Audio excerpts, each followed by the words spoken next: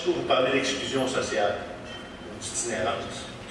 Le domaine est vaste, mais je ne suis pas un expert, je ne peux pas vous en parler en général, je peux vous en parler en particulier, c'est-à-dire personnellement, moi, qu'est-ce qui m'est arrivé dans ma majorité. En passant, il y a un texte de Noël, un conte de Noël qui vous a été remis. Ça, c'est un cadeau personnel que je vous fais. Puis mon souhait de Noël, ce serait que vous le lisiez chacun de vous autres, 35 minutes. Puis si vous l'aimez, vous trouvez intéressant de le partager avec quelqu'un que vous connaissez. À partir de là, moi, à 14 ans, ma mère est décédée d'une opération cardiaque pour les pondages opérée par le docteur Grondin à l'Institut cardiologique. Elle n'a pas passé l'opération, elle est morte, puis elle était une des premiers cobayes du docteur Grondin. Fait que, il y en a aujourd'hui qui sont vivants aujourd'hui, puis c'est un peu grâce à elle. Et moi, à 13 ans et demi, j'avais commencé à sniffer de la colle, ou à sniffer de la colle, parce que je s'appréhendais ce qui s'en venait, je savais qu'il était pour mourir. Puis je savais que moi et ma petite soeur, on serait obligé d'aller vivre avec mon père, qui était ultra violent, puis alcoolique au dernier degré. Il était bûcheron en plus, donc il était capable d'être violent. Puis je savais que je serais obligé d'aller vivre avec lui, éventuellement. Mais le problème réel, c'est qu'il y a deux ans avant, je l'avais fait mettre dehors justement parce qu'il était violent et agressif. Puis qu'il s'en rappelait vraiment, puis il m'en voulait. Fait que ce qui est arrivé est arrivé. J'ai été resté avec lui et ma petite soeur. Puis la deuxième fois qu'elle a essayé de me trembler, j'ai fait ma première fugue. J'avais 14 ans et demi à peu près. J'étais resté sur le bord du fleuve à Champlain, en dessous d'une chaloupe virée à l'envers. Puis je volais des cocons et des tomates dans le jardin pour pouvoir manger. Puis je me lavais dans le fleuve. Mais seulement qu'à l'automne, il fallait que je revienne à la maison. C'était à l'école, c'est lui qui était responsable de moi. Puis ce qui devait arriver encore une fois est arrivé. Il a essayé de m'étrangler une troisième fois. Mais à ce coup-là, tellement fort que les traces étaient marquées dans mon cul. Fait que ça a suffi à un psychologue d'école pour comprendre qu'il y avait des dangers réels et immédiats. Il fallait qu'on sorte de la maison plus vite. Puis l'après-midi même, elle nous a sorti mon petit sœur. Pas de belle chose. Fait qu'elle nous a sorti, elle a mis ma petite sœur dans une maison d'accueil, une famille d'accueil, puis moi, elle m'a envoyé en appartement supervisé. C'est ici, au coin de la Violette, la deuxième maison sur le coin. Sur le coin, c'était la superviseure qui restait là, qui avait un foyer pour personnes âgées dans la voiture sur le coin. Puis à côté, elle avait une maison de chambre pour tout le monde, mais moi, j'étais dans cette maison-là. Puis elle recevait mon chèque, c'était son moyen de me superviser, là. Elle recevait mon chèque à son adresse, à mon nom, que je signais de 27$ par semaine. Elle en prenait 12 pour la chambre, elle m'en donnait 15 pour vivre. Mais là, je n'étais pas nourri, là, puis je n'étais pas habillé, puis je n'avais pas fumé mes cigarettes, puis j'avais 15$. Probablement, c'est ce que vous aviez, vous autres, comme dépense d'argent de poche à 100$ par semaine. Fait que j'ai compris vite que vendre du pot, c'était payant, puis que c'était une façon de m'en sortir. Fait que ça place d'hôtel de ville, la première affaire qu'on disait dans ce temps-là, c'est « Hey man, tu quoi fumer? » Fait que c'était facile à vendre. J'en ai vendu en masse. De toute façon, j'avais pas de supervision, j'avais ma clé, je rentrais à l'heure que je voulais, puis je sortais à l'heure que je voulais, puis je cachais mon pot tout ce que je voulais, fait qu'il n'y avait pas de problème.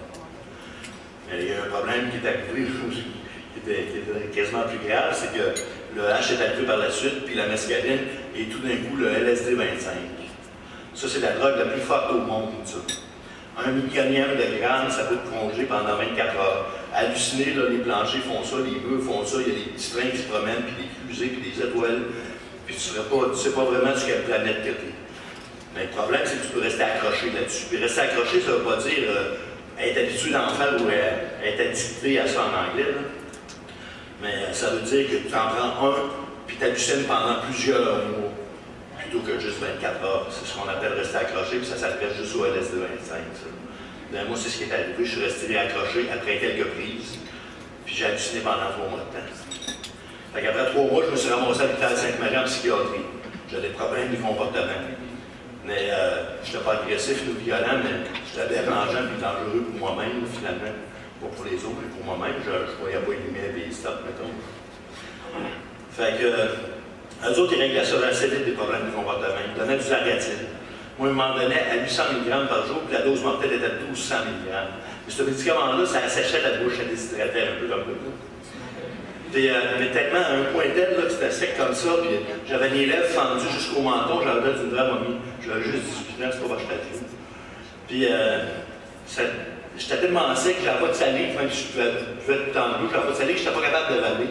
Mais j'avais trouvé un truc, j'avais la langue fendue aussi, puis je pesais ma langue au palais pour faire du sang, pour être capable d'avaler pour mourir étouffé. Fait que j'aimais pas vraiment les traitements, les médecins, puis mais je collaborais, parce que si je collaborais pas, c'était de force attaché dans la cellule, puis c'était de force les médicaments.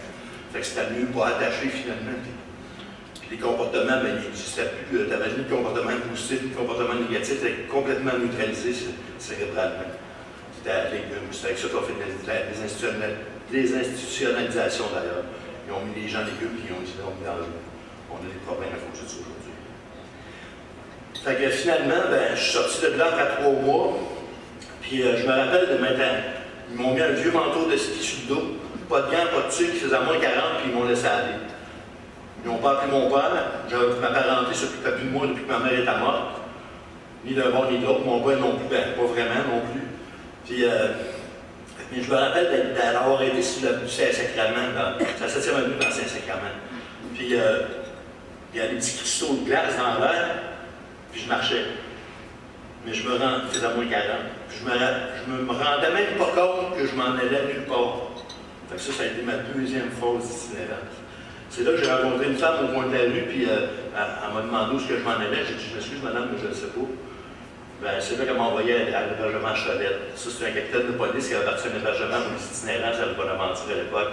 C'était l'ancêtre du Havre, finalement. Fait que je me suis rendu là, puis après une couple de jours, ben, j'ai réussi avec de l'aide à me retrouver un appartement, puis à aller manger à la maison de sobriété. J'allais dîner puis souper une demi-heure chaque. Le dîner puis une demi-heure de souper, puis le reste du temps, 23 heures sur 24, donc je dormais.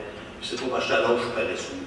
C'est parce que j'étais désactivé dans la tête complètement. Puis c'était pas drôle finalement.